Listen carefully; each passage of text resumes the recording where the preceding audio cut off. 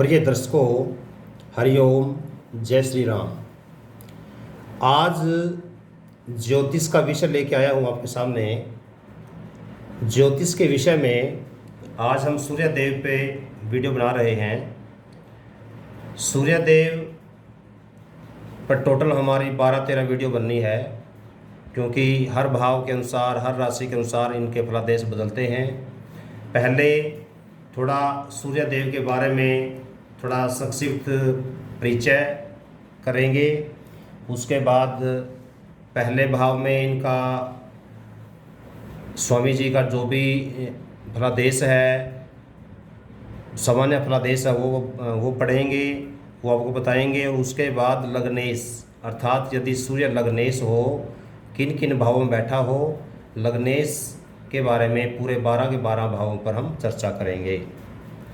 तो सबसे पहले तो आपको ये पता ही होगा कि सूर्य गगन में एक चमकता हुआ तारा है।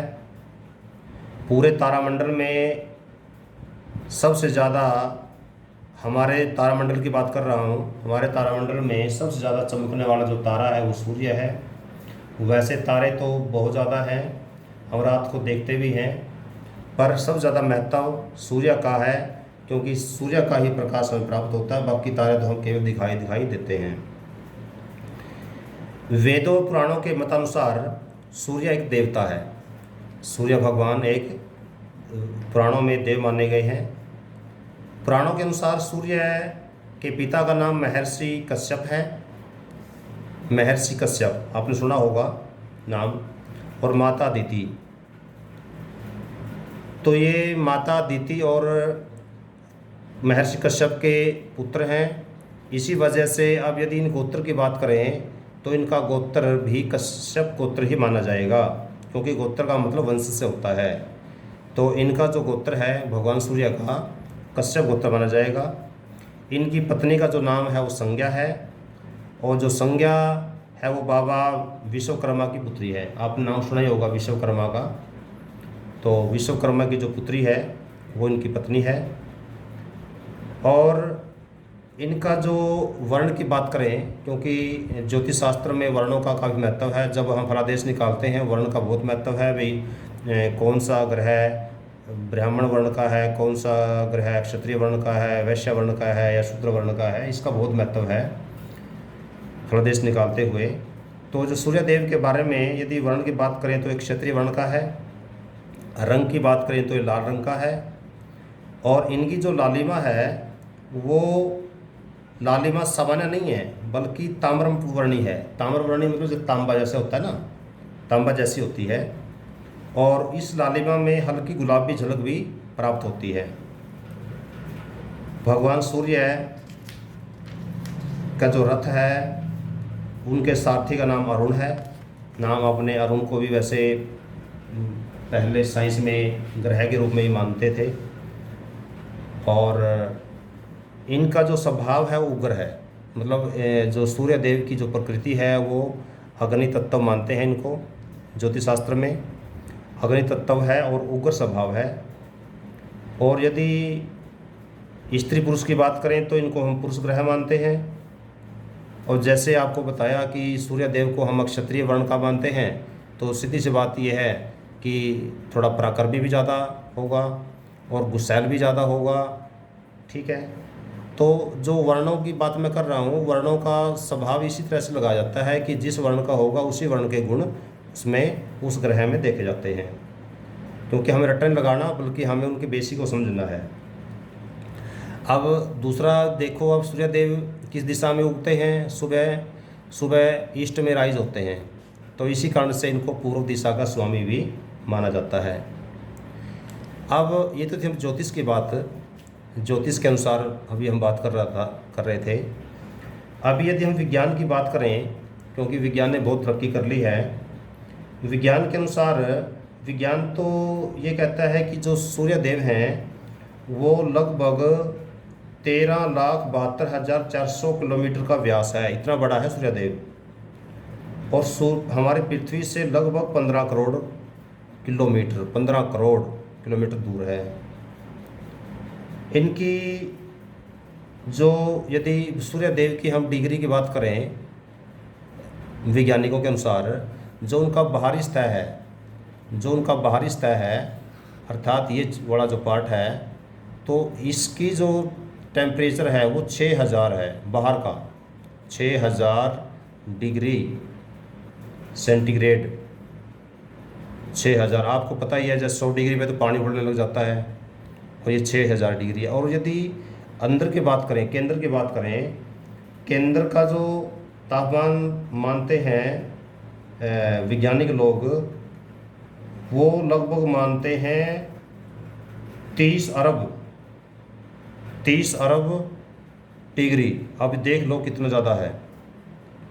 और वैज्ञानिक लोग तो इसको जो मानते हैं, इसको एक ऐसा गोला मानते हैं कि जैसे हमारी पृथ्वी है, हमारी पृथ्वी तो इसके सामने एक बिल्कुल छोटी सी नज़र आएगी, और यदि पृथ्वी के बराबर के इसके यदि गोले बना दिए जाएं तो लगभग ये मानते हैं कि 13 लाख गोले बन जाएंगे। 13 लाख, यदि हम पृथ्वी की बात करें ना, लगभग 13 लाख गोले सूर्य के बन जाएंगे, पृथ्वी के बराबर के।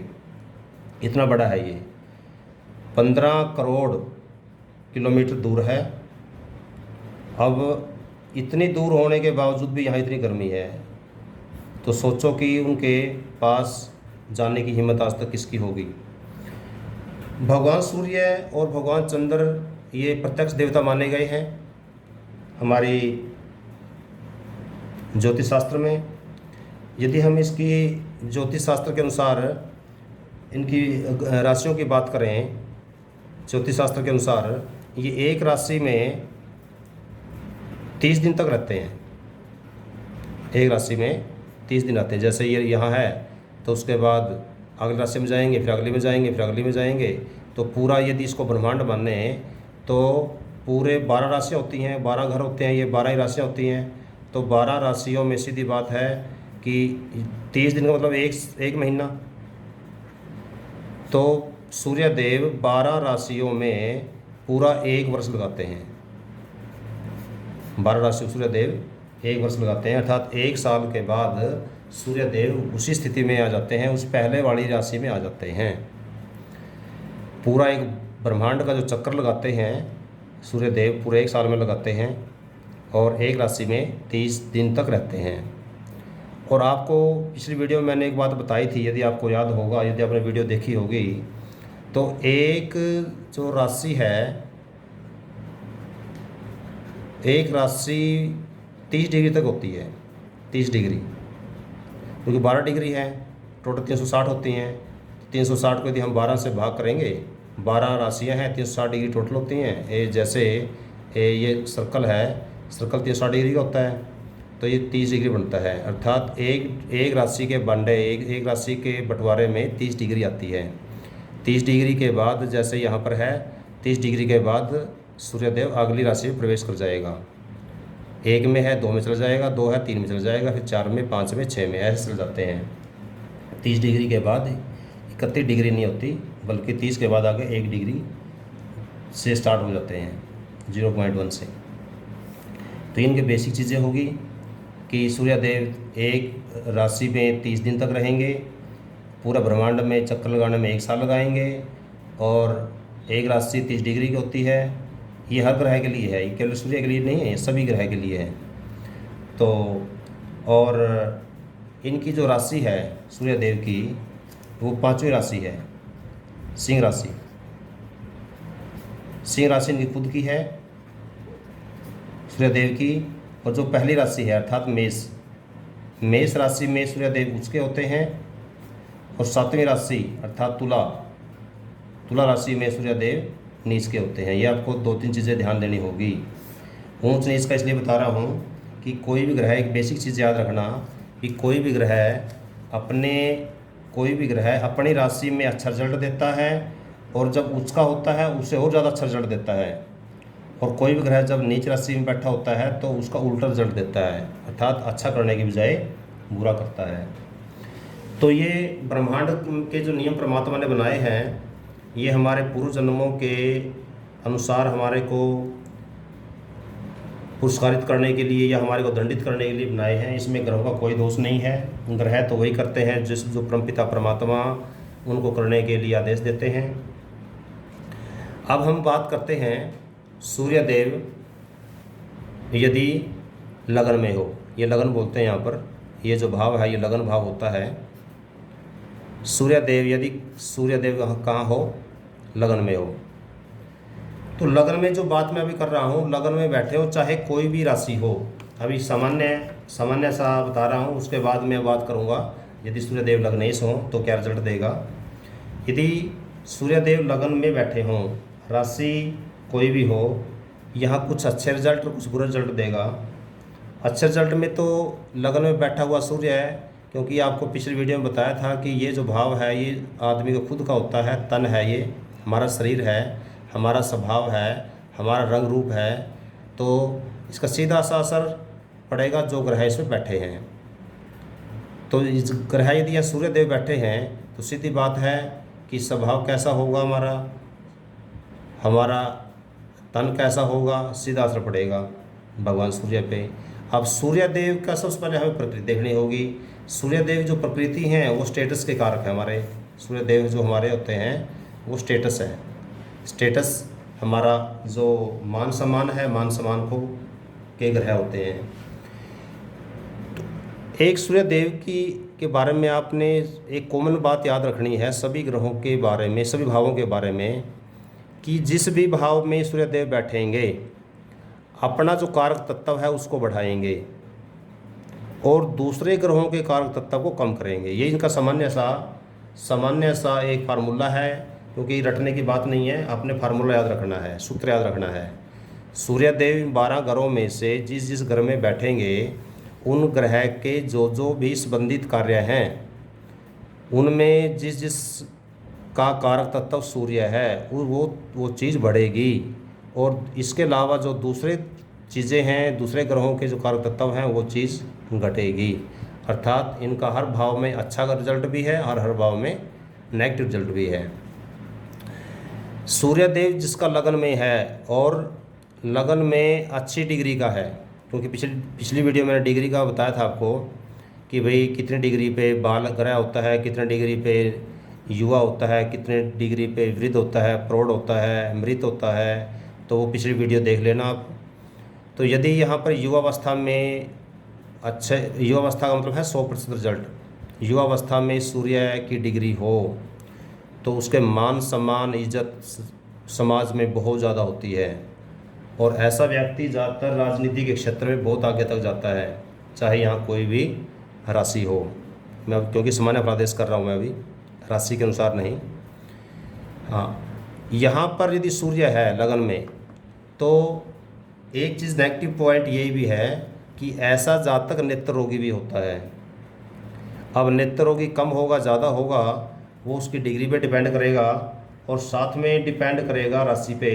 यदि यहाँ कर्क राशि हो अर्थात यहाँ 4 नंबर लिखा हो, क्योंकि आपने यदि कुंडली देखी होगी, कुंडली में यहाँ जो नंबर लिखे होते हैं वो भाव नहीं होते, घर तो ये फिक्स है, पहला घर, दूसरा घर, तीसरा, चौथा, पाँचवा, छठा, 7, 8, 9, 10, 11, 12, ये घर तो फिक्स हैं।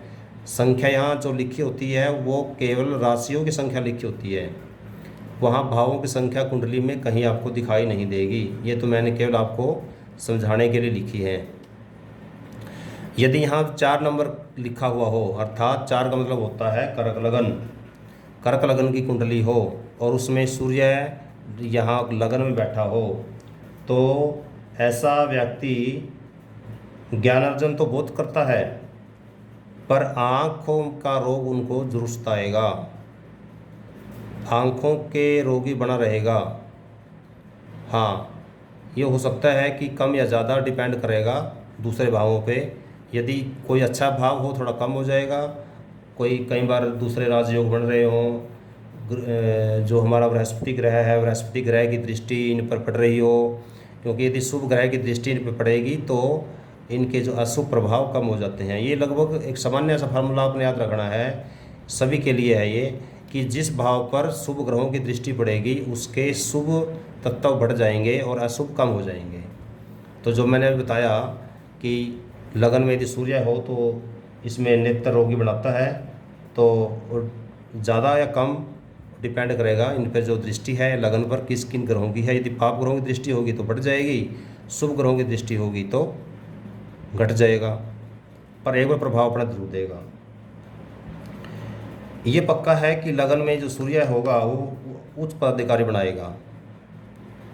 यदि यहाँ पर युवावस्था का या अच्छी डिग्री का सूर्य हुआ तो ये लगा लो कि यदि सरकारी नौकरी करेगा तो सरकारी नौकरी में बहुत ऊंचे पद तक जाएगा। और एक सामान्य एक फलादेश और होता है लगन के सूर्य का, ऐसा जातक चाहे किसी भी राशि में सूर्य यहाँ बैठा हो वो कभी किसी के नीचे काम करना पसंद नहीं करेगा। वो ज़्यादातर या तो अपना खुद का काम करेगा या फिर किसी के आदेश मानने का मतलब इतनी आसानी से किसी दूसरे के आदेश को स्वीकार नहीं करता। तो मतलब थोड़ा सा ये समस्या रहती है यहाँ पर लगन के सूर्य की।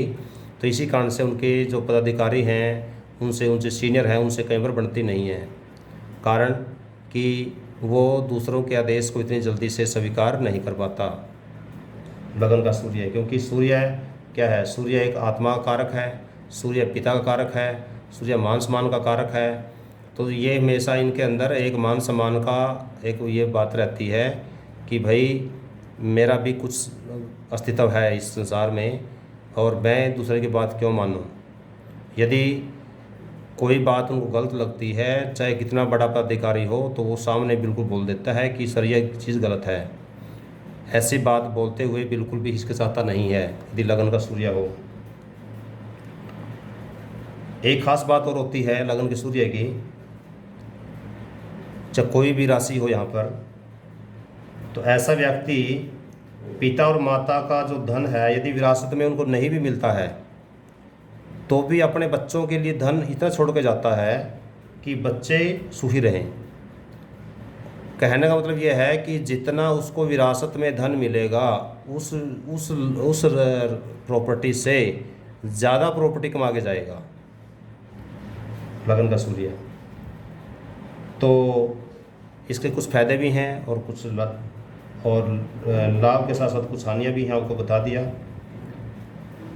तो ये तो थी, अभी हम बात कर रहे थे लगन के सूर्य की बात, सामान्य जो उपाय हैं, सामान्य जो फलादेश हैं। अब मैं बात कर रहा हूँ यदि लगन में, आज जो हमारा मेन वीडियो था लगनेश सूर्य की, लगनेश सूर्य कब होगा। देखो पिछली वीडियो में मैंने आपको एक बताया था आपको कि एक राशि 2, 3, 4, 5, 6, 7, 8, 9, 10, 11 और 12 ये राशि मेष राशि है, इसके स्वामी मंगल होते हैं। 8वीं राशि वृश्चिक है, इसके स्वामी भी मंगल होते हैं। अर्थात यदि यहाँ 1 और 8 में से कोई राशि आ जाए तो इसका मतलब है उसके स्वामी लगनेश मंगल माने जाएंगे। 2 राशि और 7वीं राशि, ये दोनों राशि वृष और तुला दोनों शुक्र की हैं। अर्थात यदि यहाँ दूसरी राशि और 7वीं राशि हो तो लगनेश शुक्र माने जाएंगे। थोड़ा बेसिक बता रहा हूँ आपको, जो शुरू में अभी कुंडली देखना सीख रहे हैं या अपना कुंडली समझ में नहीं आती जिनको कई बार, जैसे मैं आज लगनेश सूर्य की बात करूँगा तो उनको पता लगना चाहिए लगनेश सूर्य का मतलब क्या है। 3 और 6 यदि यहाँ पर लिखा हो तो उसके लगनेश बुध होते हैं। 4 यदि लिखा हो तो उसका लगनेश चंद्र होता है। 5 लिखा हो तो उसका लगनेश सूर्य होता है। 9 या 12 में से कोई एक लिखा हो तो उसका लगनेश गुरु होता है। 10 या 11 में से कोई यहाँ लिखा हो तो उसका लगनेश शनि होता है। एक तो आपको इन चीज़ों का पता होना चाहिए। आज की जो वीडियो है उसमें हम बात कर रहे हैं लगनेश सूर्य की, अर्थात यहाँ पर 5 नंबर की राशि लिखी हो। 5 नंबर की राशि हो तो सीधी बात यह है, यदि ये 5 होगा तो यहाँ 6 नंबर होगा, यहाँ 7 होगा, यहाँ 8 होगा, यहाँ 9 नंबर होगा, यहाँ 10 नंबर होगा, यहाँ 11 नंबर लिखा होगा, यहाँ 12 लिखा होगा, यहाँ फिर 1 मिलेगा, यहाँ 2 मिलेगा, यहाँ 3 मिलेगा और यहाँ 4 मिलेगा। ठीक है, तो इस कड़ी में हम आगे बढ़ाते हुए यदि लगनेश, अब देखो यहाँ 5 नंबर की राशि है, इसका मतलब लगनेश सूर्य है, क्योंकि 5वीं राशि के स्वामी सूर्य होते हैं। तो इसका मतलब है यदि 5 नंबर यहाँ है तो आज हम सूर्य के बारे में ही पढ़ रहे हैं, लगनेश सूर्य के बारे में। अगली वीडियो बनाएंगे हम जब पाँचवीं राशि यहाँ पर हो, फिर बढ़ाएंगे वीडियो की जब पाँचवीं राशि यहाँ पर हो, फिर यहाँ पर हो, अलग अलग के अकॉर्डिंग बनाएंगे। आज हम यहाँ बना रहे हैं। तो यदि लग्नेश सूर्य हो और सूर्य यहीं पर ही हो, इससे पहले जो बताया आपको वो एक सामान्य फलादेश था। अब मैं बता रहा हूँ कि राशि के अनुसार फलादेश। यदि सूर्य की राशि भी यहीं हो और सूर्य भी यहीं हो, समझ दोनों बातें। पांचवी राशि सूर्य की है तो सूर्य की यदि राशि पांचवी राशि में सूर्य लग्न में ही होगा, पांचवी राशि सिंह राशि है, सूर्य की है, इसका मतलब यहाँ पर सूर्य अच्छा रिजल्ट देगा, अच्छा रिजल्ट देगा क्योंकि खुद की राशि है। तो ऐसे लग्न भाव में यदि सूर्य हो तो जातक जीवन भर निरोग रहेगा, ये ध्यान देना। उसको बीमारियां नहीं आएगी, बीमारियों से वैसे दूर रहेगा वो यदि पांचवी राशि में हो। मान सम्मान धन की उसे कभी कोई कमी रहेगी ही नहीं, लंबी आयु होगी और विविध सुखों का भोग करेगा। ऐसा जातक अपने कार्यों में ख्याति प्राप्त करेगा, कोई भी काम करेगा उसमें नाम कमाएगा यदि लग्नेश लग्न भाव में ही हो। अब आता है इसी राशि में लग्नेश यहाँ न होकर के लग्नेश यहाँ हो, अर्थात लग्नेश दूसरे घर में, घर ये दूसरा है, ये घर दूसरा है, राशि छठी है, छठी राशि में हो। ये हम कह सकते हैं कि लग्नेश कहाँ पर हो, द्वितीय भाव में हो। यदि लग्नेश द्वितीय भाव में होगा तो जातक साहसी होगा, राजा की भांति ऐश्वर्यशाली होगा, क्योंकि ये जो घर है ये धन का घर है। मैंने पिछली वीडियो में बताया था आपको कि ये जो भाव है ये धन का भाव होता है। तो जो जातक है वो बहुत ज़्यादा धनवान होगा, आयु उसकी लंबी होगी, क्योंकि सीधी इसकी जो दूसरे भाव की इसी दृष्टि यहाँ आएगी, सूर्य की दृष्टि यहाँ 8वें भाव में पड़ेगी, तो ये आयु का घर होता है। तो यहाँ पर दृष्टि आने से क्या होगा, आयु लंबी होगी, क्योंकि ये राशि किसकी है, बुध की है। बुध इसका मित्र होता है। कुछ विद्वान इसको बुध का मित्र मानते हैं, कुछ विद्वान इसको सम मानते हैं। पर एक बात क्लियर है कि शत्रु नहीं है, क्योंकि जो शत्रु नहीं है तो इससे अच्छा रिजल्ट देगा और अच्छे कार्यों में इनकी हमेशा रुचि बनी रहेगी और जो परिवार है वो पूर्ण सुखी होगा। तो कहने का मतलब ये है कि यदि छठी राशि में सूर्य यहाँ पर बैठा हो तो ये शुभ होता है। हालांकि जो मैंने पिछले आपको सामान्य फलादेश बताए थे कि भाई सूर्य का यहाँ बैठना या सूर्य का यहाँ बैठना नेत्र रोगी बनाता है, वो थोड़ा नेगेटिव पार्ट रहेगा, पर इतना अशुभ नहीं होगा। इन राशियों में सबसे ज़्यादा शुभ होता है वो कर्क लग्न में। उसके बाद हम बात करते हैं यदि सूर्य है 7वीं राशि में, लग्नेश सूर्य है, सूर्य यहाँ पर हो अर्थात तीसरे घर में हो। आपको पता है कि ये जो घर है वो पराक्रम का घर है, ये छोटे भाई बहन का घर भी है। तीसरा घर पराक्रम का मतलब जोश, सहज भी कह सकते हैं उसको, इसको सहज भावी बोलते हैं तीसरे घर को। तो यदि तीसरे घर में सूर्य हो तो ऐसा जातक अपने सहयोगी मित्रों से घिरा रहकर लाभान्वित होता है, क्योंकि ये घर मित्र घर भी है ये। तो ऐसे जातकों के मित्र ज़्यादा होंगे यदि सूर्य यहाँ होगा। परिवार का जो सुख है उससे ज़रूर मिलेगा, क्योंकि ये जो घर है परिवार का भी है। वैसे कुटुंब का घर ये है, कुटुंब का मतलब हमारा जो कुटुंब है, कुनबा घर हमारा ये होता है, यहाँ भी अच्छा होता है कुनबे के लिए, कुनबे के लिए अच्छा होगा। पर यहाँ सूर्य होने पर ये बात बताना भूल गया मैं, यदि यहाँ सूर्य हो कुनबे के घर में, कुनबे के लोगों से अब उनकी कम बनेगी। कुनबे अच्छा कुनबा होगा, अर्थात ये कह सकते हैं कि खानदान अच्छे खानदान का होगा जातक, पर खानदान के लोगों से उनकी कम ही बनेगी। यहाँ पर सूर्य हो खानदान के लोगों से कुछ पड़ोसियों से ठीक बनेगी उसकी, इसकी बजाय। और तीसरे भाव का सूर्य है, ऐसा जातक दान पुण्य में विश्वास करेगा। जैसे ये जो यहाँ है इसकी दृष्टि जाएगी यहाँ पर, सूर्य की 7वीं दृष्टि होती है। हमारे ज्योतिष शास्त्र में दृष्टियों का बहुत महत्व है। जो जो जो जब तक पहली बार इस वीडियो को देख रहे हैं, जिनको अभी दृष्टियों के ज्ञान नहीं है, तो उनको मैं बता दूं कि दृष्टियों का बहुत महत्व है। यहाँ से दृष्टि सीधी यहाँ जाएगी, सातवीं दृष्टि ग्रह की, हर एक ग्रह की सातवीं दृष्टि होती है। कुछ ग्रह ऐसे हैं जिनकी दृष्टियाँ दो दो हैं, पर सूर्य की एक ही दृष्टि है, इसलिए मैं बता रहा हूँ कि यहाँ दृष्टि जाएगी। भाग्य भाव है ये, तो भाग्य भाव पे जाएगी, और ये धर्म का भाव भी है।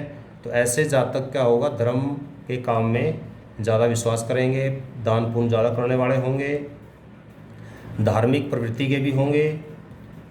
लेकिन कुछ नेगेटिव पार्ट भी है।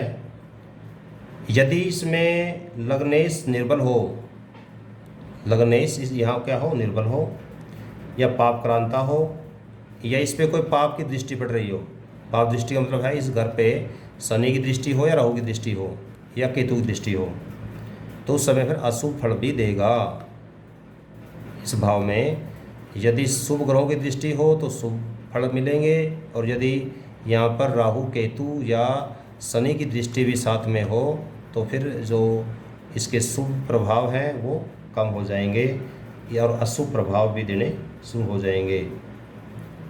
तो ऐसे उस समय में जीवन में बहुत संघर्ष करना पड़ सकता है, क्योंकि ये पराक्रम का घर तो है, संघर्ष का घर है ये। तो यदि पाप ग्रहों की दृष्टि होगी तो ज़्यादा संघर्ष करना पड़ सकता है जीविका कमाने के लिए। यदि लग्नेश चौथे भाव में हो, चौथे भाव का मतलब लग्नेश सूर्य हो, चौथे भाव में हो, अर्थात 8वीं राशि में हो। 8वीं राशि मंगल की राशि होती है, बताया था आपको 8वीं राशि किसकी होती है, मंगल की होती है। तो ऐसा जातक माता पिता की सेवा करने वाला होगा, क्योंकि आपको पिछली वीडियो में बताया था ये जो है ये सुख का घर होता है। सुख, माता का घर, हमारा सुख, वाहन, मोटरसाइकिल, कार, हमारे जो मकान है, वो सारे जितने सुख मिलते हैं, और जनता, ठीक है, और जो भीड़ इकट्ठे करने की जो शक्ति है, जैसे नेता लोग भीड़ इकट्ठी करते हैं, वो सारी वो इस घर से देखते हैं। यदि सूर्य यहाँ पर होगा तो क्या होगा, क्योंकि माँ का घर है तो माँ के सुखों में वृद्धि होगी, और उसको वाहन सुख मिलेगा। ऐसा जातक राज्य सेवा में हो तो उच्च पदाधिकारी होगा। मान ले सरकारी नौकरी पे है तो सरकारी नौकरी में भी उच्च पद पे जाएगा पक्का। और ऐसा जातक आनंदमय जीवन व्यतीत करेगा। ऐसा जातक किसी भी प्रकार से अभाव में नहीं रहेगा, मतलब दुखी तो रहेगा ही नहीं। सिंपल भाषा में हम बात करें तो दुखी तो रहेगा नहीं। हाँ, कुछ एक नेगेटिव पार्ट ये है, यदि लग्नेश और चतुर्थेश पापक्रांत हो जाए तो उस समय चतुर्थ भाव पर, इस भाव पर पाप दृष्टि भी हो तो फिर जो फल हैं उसमें फलों में हानि होगी। सिंपल बात करूं, यदि इस भाव पे पाप ग्रहों की दृष्टि हो, सूर्य इस घर में हो, इस घर पर मंगल की, राहु की, केतु की और शनि की दृष्टि हो, तो उस केस में जो शुभ लाभ आपको बताए हैं उन कार्यों में कमी आ जाएगी। अब हम बात करते हैं पंचम भाव पे। यदि लग्ने सूर्य, लगन में 5वीं राशि हो, यहाँ पर 9वीं राशि हो, और सूर्य यहाँ बैठा हो। वैसे तो सूर्य को हम 5वें घर का कारक ग्रह मानते हैं। यदि सूर्य यहाँ पर हो, क्योंकि आपको पता है कि ये जो घर है ये हमारी संतान का घर भी है, ये हमारे लव फेयर का घर भी है, ये हमारी विद्या का घर भी है, लॉटरी सट्टा घर भी यही है, और इसके अलावा राजनीति का घर भी यही है। तो सीधी बात है, जब इन चीज़ों पे सूर्य का प्रभाव पड़ेगा, 9वीं राशि गुरु की राशि है, गुरु से इनके संबंध अच्छे हैं, इनका मित्र ग्रह है, मित्र ग्रह में कोई भी ग्रह हो अच्छा रिजल्ट देता है। तो अब सूर्य यहाँ पर गुरु की राशि में है, इस भाव का स्वामी गुरु है और विद्या भाव है। सीधी बात है कि जब विद्या के भाव का स्वामी की डिग्री राशि यहाँ पर है तो विद्या में तो अच्छा होगा, और साथ में सूर्य है, सूर्य इनका मित्र ग्रह है, तो विद्या में तो कोई कमी आने नहीं देगा।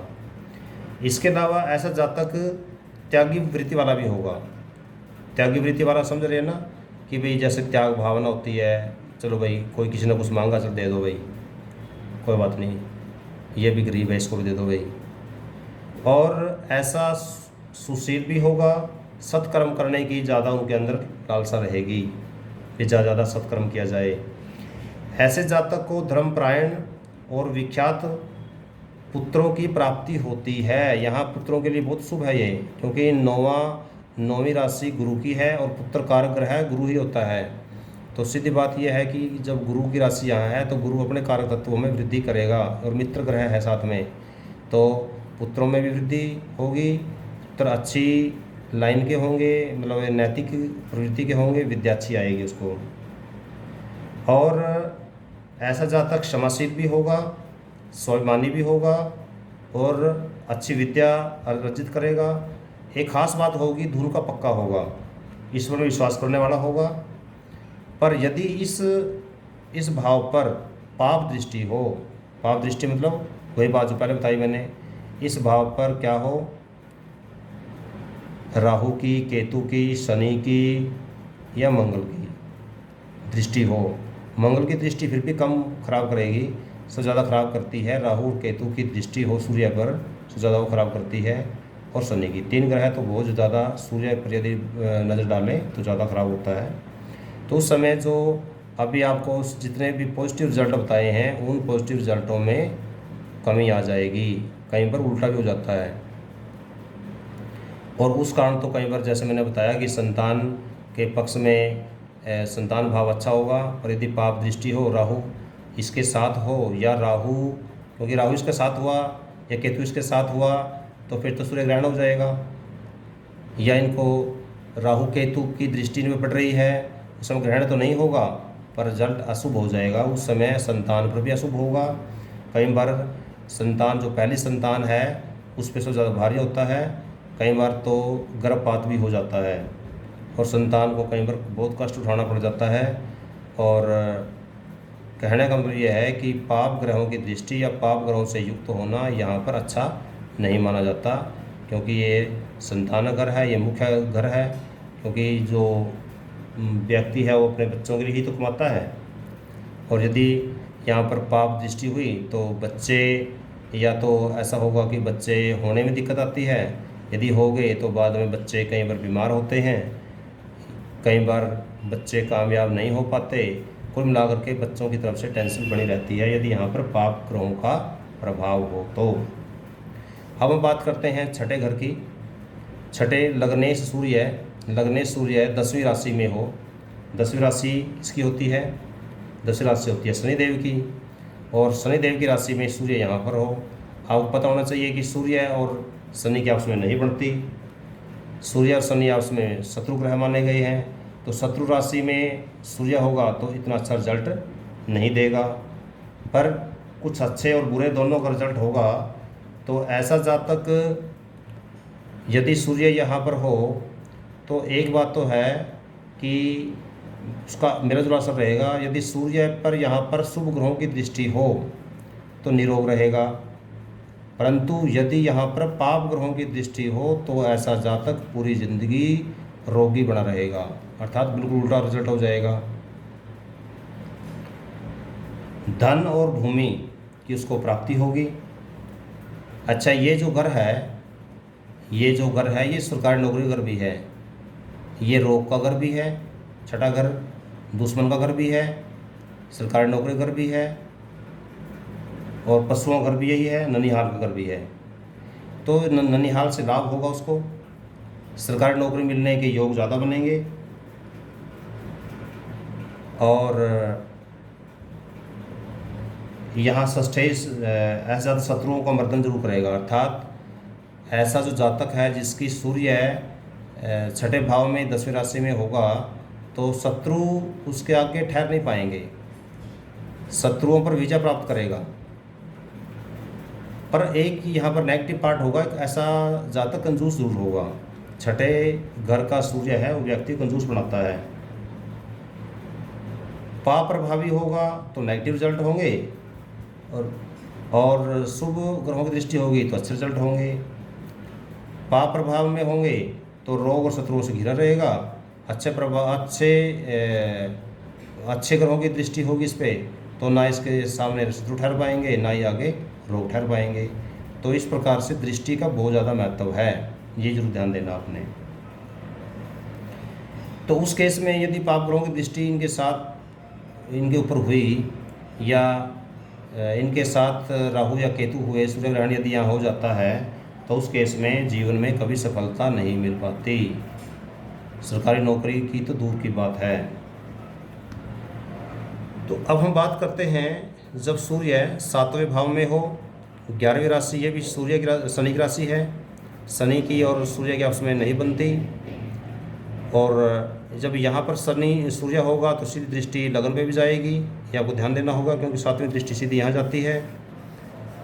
तो और ये जो भाव है किसका भाव होता है, ये होता है हमारी आदमी के लिए पत्नी का, पत्नी के लिए पति का भाव होता है।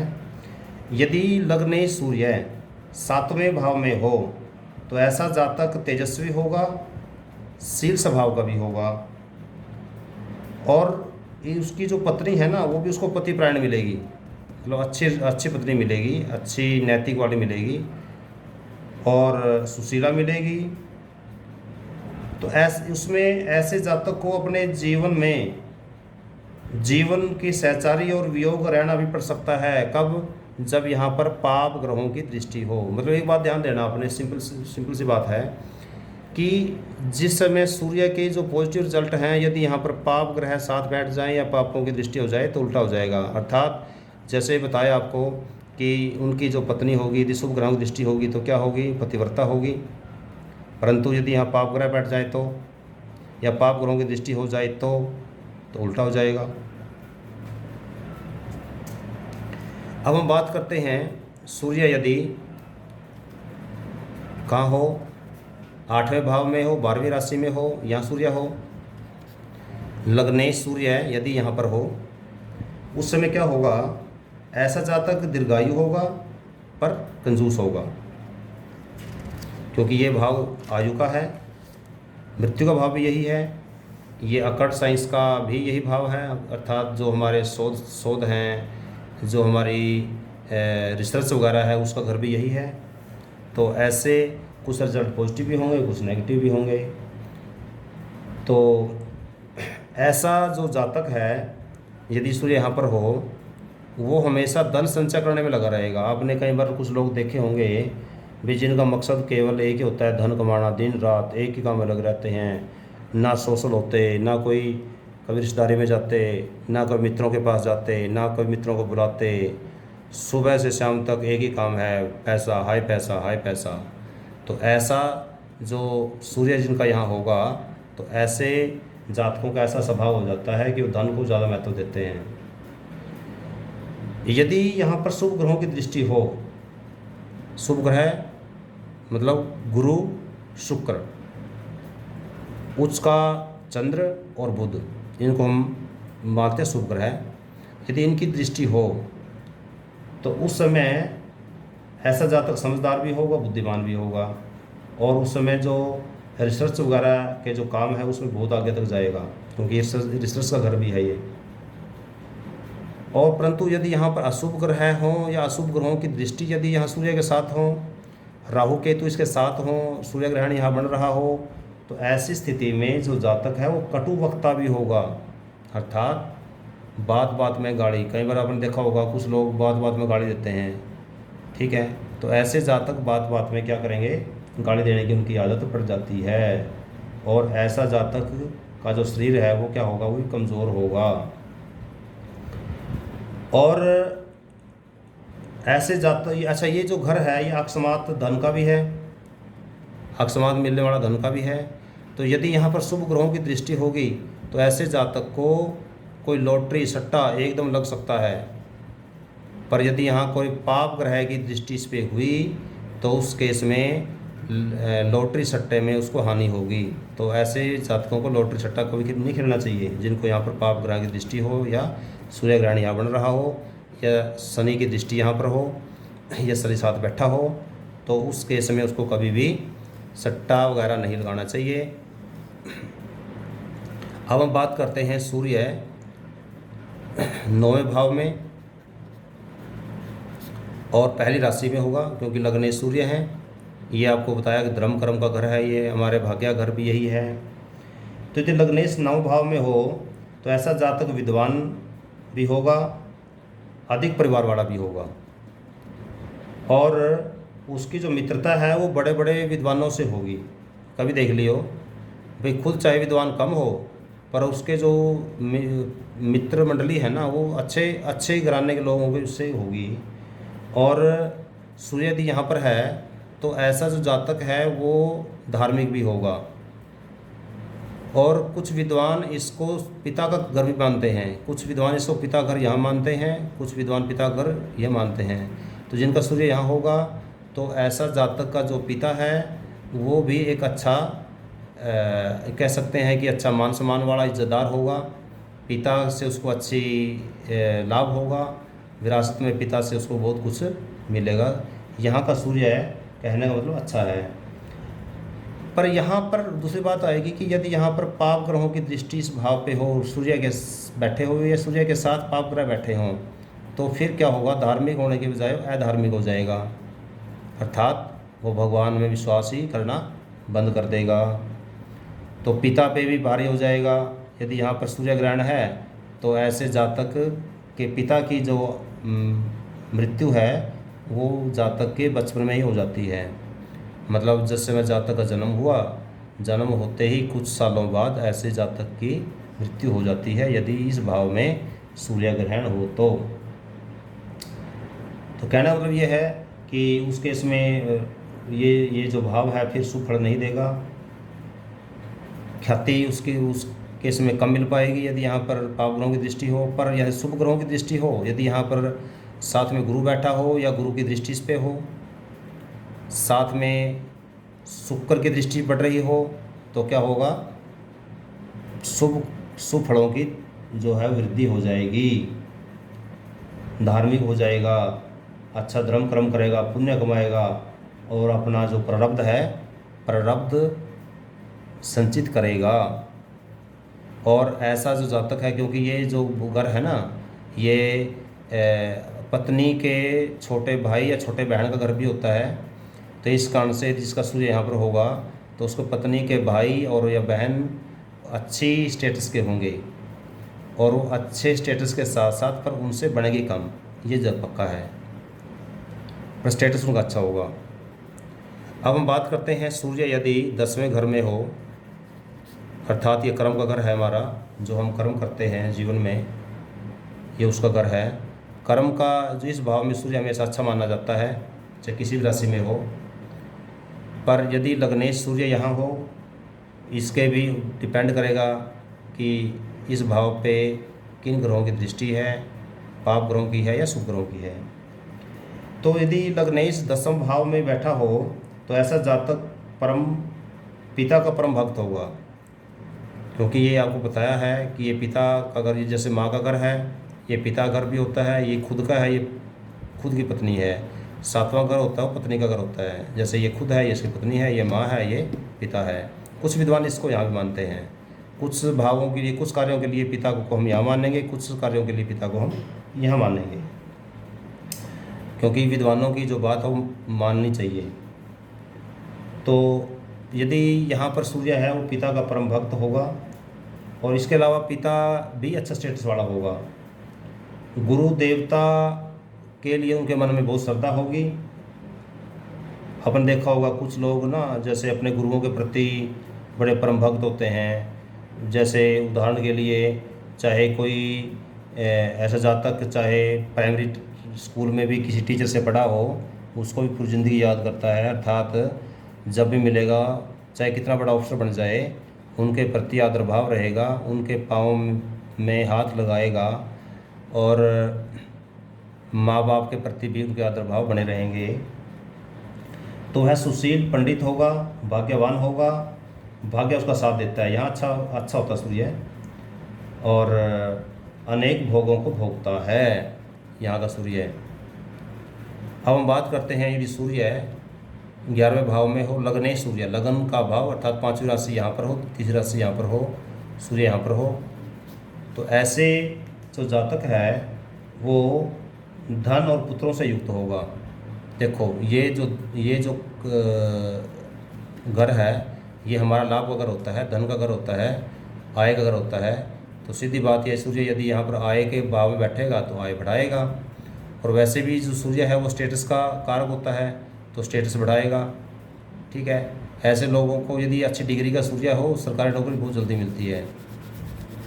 और यदि सरकारी नौकरी, यदि डिग्री कम हो, सरकारी नौकरी नहीं भी मिलती है, तो ऐसा जातक हमेशा कमाई में कोई कमी नहीं छोड़ता। और ऐसे जातकों का जो राजनीतिक लोग हैं उनसे मिलना जुलना, उठना बैठना उनसे ज़रूर बना रहता है। उनसे किसी न किसी तरीके से काम लेने में बड़े माहिर होते हैं जिनका यहाँ सूर्य होता है ना। आपने कुछ लोग देखा होगा, वे नेताओं से संबंध रखते हैं और अपना काम निकलवा लेते हैं, भले ही वो ऐसा जातक प्राइवेट जॉब करे, पर समाज में उसका एक अच्छे मान सम्मान होगा और अच्छा धन वाला भी होगा, और उसको मतलब सुख की प्राप्ति भी होगी, वाहन की प्राप्ति होगी, पराक्रमी भी होगा। और यदि यहाँ पर अशुभ ग्रहों की दृष्टि हुई, अशुभ ग्रहों के साथ बैठे हुए हों या अशुभ ग्रहों की दृष्टि हुई, तो फिर जो उसके शुभ प्रभाव हैं वो कम हो जाएंगे। अर्थात यदि सूर्य के साथ राहु बैठा हो तो सूर्य ग्रहण बन जाएगा, केतु बैठा हो तो शनि बैठा हो तो वो भी सही नहीं है। तो उस केस में उसका जो आय है, आय पर प्रभाव पड़ेगा, आय अस्त व्यस्त हो जाएगी, आय कभी कम कभी ज़्यादा होगी।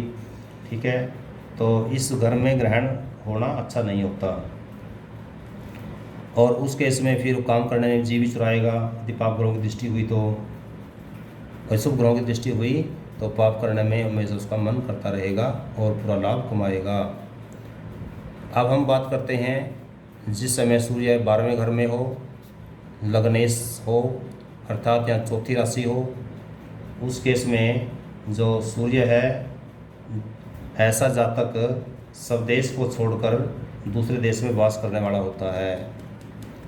ऐसा ध्यान देना, एक बात ये मत देखना कि सूर्य यदि यहाँ पर है और बार विदेश जाएगा, राशि का ध्यान देना। इस घर में चौथी राशि में हो तो अपना देश छोड़ के ज़्यादातर ऐसे जातक विदेश में रहते हैं, या उनको बाहर जाने की ललक बनी रहती है पूरी ज़िंदगी, या विदेश जाऊँ विदेश जाऊँ विदेश जाऊँ। ऐसे कई बार देखा होगा आपने, कुछ लोगों की ना बड़ी ललक रहती है। यदि यहाँ पर शुभ ग्रहों की दृष्टि हुई तो ऐसा जातक यदि विदेश जाना चाहेगा तो पक्का जाएगा।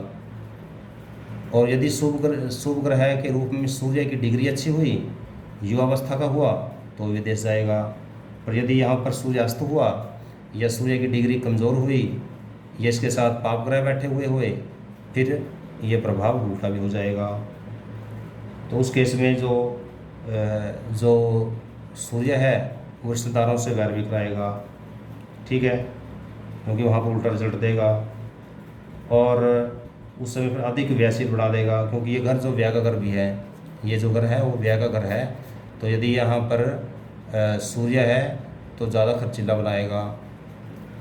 शुभ ग्रह की दृष्टि हुई तो कंजूस बना देगा, और अशुभ ग्रहों की दृष्टि हुई तो फालतू का व्यय खर्च करने वाला। जैसे कई बार आपने देखा होगा, कई लोगों का ना नुकसान हो जाता है फालतू का, कई जिसका चाहता नहीं है खर्च हो पर फिर भी उसका खर्च हो जाता है, कभी बीमारी पे, कभी डॉक्टरों पे, कभी वकीलों पे।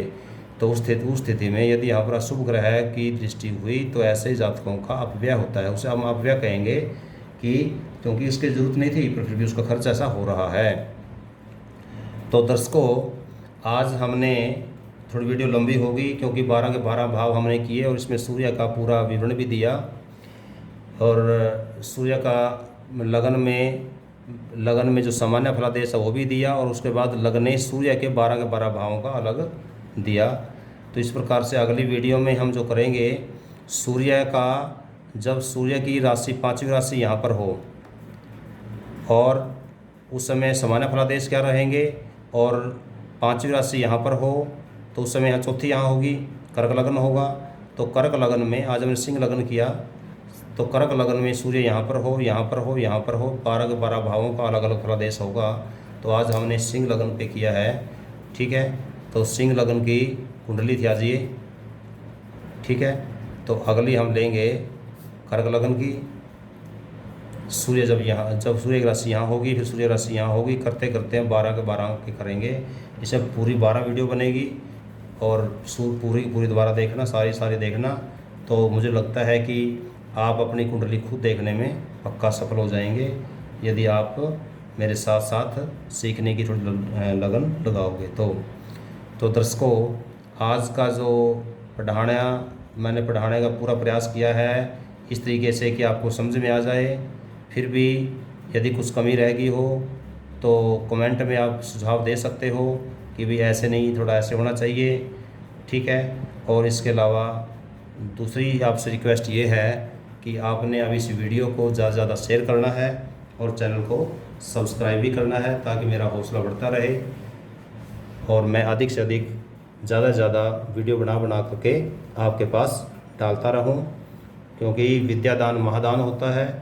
इस कारण से मैं चाहता हूं कि मैं यहाँ घर बैठे बैठे ही आपको विद्यादान करता रहूं। जय हिंद, वंदे मातरम।